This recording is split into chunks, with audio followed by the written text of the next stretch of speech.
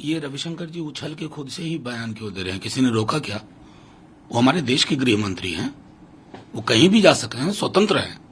बस हमारा आग्रह ही होगा कि देश के गृह मंत्री होने के नाते आपकी जिम्मेवारी बीजेपी के लीडर के अलावा भी एक बड़ी जिम्मेवारी है। आप जाइए, लेकिन समाज का सौहार्द ना टूटे, बिहारी ताना बाना, भाईचारे पे कुठाराघात ना हो। और हां, बड़ा पेंडिंग डिमांड है कई वर्षों से, बिहार को विशेष राज्य का दर्जा, विशेष पैकेज, वो उन सारी चीजों पर अगर बात होगी तो लगेगा कि हां, दौरा मुकम्मल हुआ और हम स्वागत करेंगे। फिर आप लोग तो सर ये भी सवाल उठा रहे हैं ना, गृह मंत्री जी जा रहे हैं, तो आप लोग के पार्टी के नेता तेजस्वी यादव सवाल उठा रहे हैं कि what is the motive of this visit? नहीं, उन्होंने सीधे कहा ना, मोटिव के अलावा उन्होंने कहा कि आप आइए, विशेष राज्य के दर्जे की बात करिए, विशेष पैकेज की बात करिए, और हां, सौहार्द मत तोड़िए। सौहार्द टूटता है ना, हर कोई आहत होता है।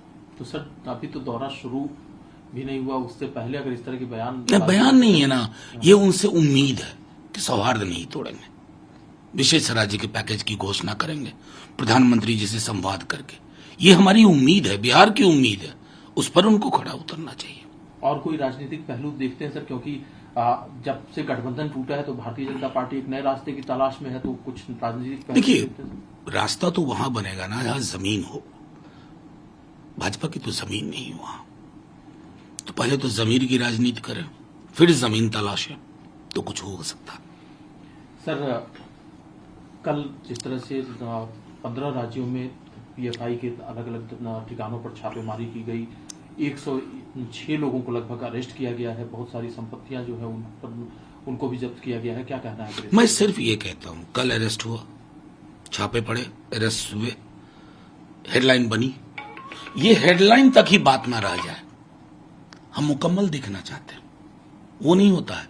और सांप्रदायिकता चाहे बाएं से आ रही हो या दाएं से आ रही हो, ऊपर से आ रही हो, नीचे से आ रही हो, ए की हो या बी की हो, सब खतरनाक है। और वैसे संगठनों की तलाश करिए जो समाज में जहर बोने का काम कर रहे हैं। शुरुआत अगर आपने की है तो इसको मुकम्मल अंजाम तक ले जाइए। आजादी के 75वें वर्ष में अपने पुरखों को एक संदेश जाएगा, जो स्वर्ग में कहीं बैठे हुए देख रहे होंगे कि हमारे देश में हो क्या रहा।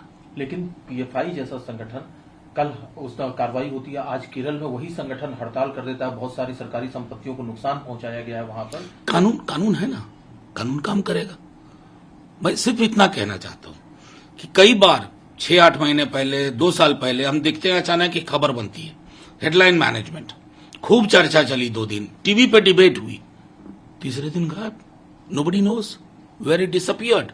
तो वही हम चाहते हैं कि कॉम्प्रिहेंसिव जो है ना कानून का राज, तो वो मुकम्मल एक रास्ता तय करे। सर ये तमाम घटनाक्रम एक तरफ है, अमित शाह का दौरा है, पीएफआई पर कार्रवाई है, अमित शाह का दौरा भी जो शुरू हो रहा है तो सीमांचल से, जो कि मुस्लिम बहुल क्षेत्र है। दूसरी तरफ आरएसएस प्रमुख मोहन भागवत मुस्लिम क्लेरिक से मिलते हैं, और वो मुस्लिम क्लेरिक उनको कहते हैं कि राष्ट्रपिता का दर्जा उनको दे देते हैं, क्या कहना है? ये मुस्लिम क्लेरिक हैं कौन? राष्ट्रपिता की कोई वैकेंसी नहीं है साहब, वो बड़ी हुई है, बापू है वहां। ये कौन लोग हैं? ये हो क्या रहा है? यहां ले जा रहे हैं विमर्श को। मतलब आरएसएस सांस्कृतिक संगठन है ना, राजनीति में कोई दिलचस्पी नहीं है, तो राजनीतिक दिशा क्यों तय कर रहे हैं? यह सरकार जो दिल्ली में बैठी हुई है कठपुतली है, सारी डोर संघ के पास है। ये सारी चीजें विमर्श में आ रही हैं। और रहे वो व्यक्ति विशेष जिन्होंने राष्ट्रपिता कहा है, तो उनसे मैं पुनः कहूंगा कि साहब, वहां कोई जगह खाली नहीं है, वहां बापू है, उनका रिप्लेसमेंट कोई नहीं हो सकता, least of all Mohan Bhagwat ji. Sir एक मुद्दा जो बार बार विपक्ष भी उठाता रहा है, आपका दल भी उठाता रहा है, सामाजिक न्याय की।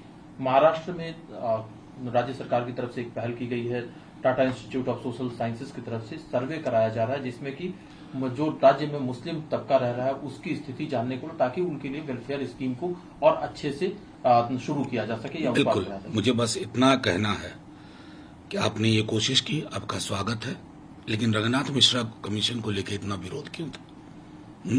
सच्चर कमेटी को लेकर के क्यों था? तो ये चीजें आत्मसात करना थोड़ा मुश्किल होता है, फिर भी देर आए दुरुस्त आए। अगर आपके इस इंटरवेंशन से, टाटा इंस्टीट्यूट की स्टडी के बाद एक माहौल ऐसा बनता है जिसमें आप कुछ पहलकदमी ले पाए सामाजिक आर्थिक पहलुओं के सबलीकरण को लेकर के, तो स्वागत है। सर, एक तरफ विपक्ष आरोप लगाता है कि विकास नहीं हो पा रहा, डेवलपमेंट जो है वो देश का जो है वो अलग दिशा में जा रहा है, लेकिन भारतीय जनता पार्टी के प्रेसिडेंट जेपी नड्डा साहब कहते हैं कि भारतीय जनता पार्टी के रिजीम में हर जगह होलिस्टिक डेवलपमेंट हो रहा है। रुपया 82 पैसे डॉलर के मुकाबले 82 पे पहुंच रहा है, 100 भी पहुंच जाएगा। और अब किसी की गरिमा गिर नहीं रही है, वो कई वर्ष पहले गिरा करती थी, अब गरिमा भी मोदी जी की भक्त हो गई है। ठीक है। नंबर 1, बेरोजगारी का दर बीते 6 दशकों में सबसे ऊपर है। नड्डा साहब, आंकड़े आपके हैं, अपने आंकड़े देखो ना भाई, और सामने आईना रखिए। ये नहीं होता है ना कि आईना फोड़ दिया, आंकड़े अपने भी नहीं देखेंगे और बयान देंगे। अर्थव्यवस्था खुशहाल है साहब, वो खुशहाली आपके दफ्तर में है, वो खुशहाली आपके 2-3 क्रोनी पूंजीपति मित्रों के पास है, गरीब की थाली में वो खुशहाली नहीं है। सर, एक खबर आ रही है, चूंकि विपक्ष को एकजुट करने की लगातार जो कोशिश की जा रही है, उसमें एक खबर आ रही है कि पवार साहब जो है वो ममता बनर्जी से मिल सकते हैं ताकि कांग्रेस के साथ जो उनके डिफरेंसेस हैं उनको खत्म किया जा सके। देखिए, सीधी सी बात है, अभी भी हमारे डिप्टी सीएम या हमारे सीएम बिहार के जो कह रहे हैं, साथ बैठो, वैकल्पिक कार्यक्रम तय करो। मोदी जी की नीतियों से देश में हाहाकार। व्यक्ति महत्वपूर्ण नहीं है, नीतियों में तब्दीली महत्वपूर्ण है। वो नीतियां तय करो। कैसे तय होगा? जब साथ बैठेंगे। तो एक बार साथ बैठने की कवायद शुरू होगी, ईगो को त्याग करके, तब मैं समझता हूं कि विकल्प में कोई दिक्कत नहीं।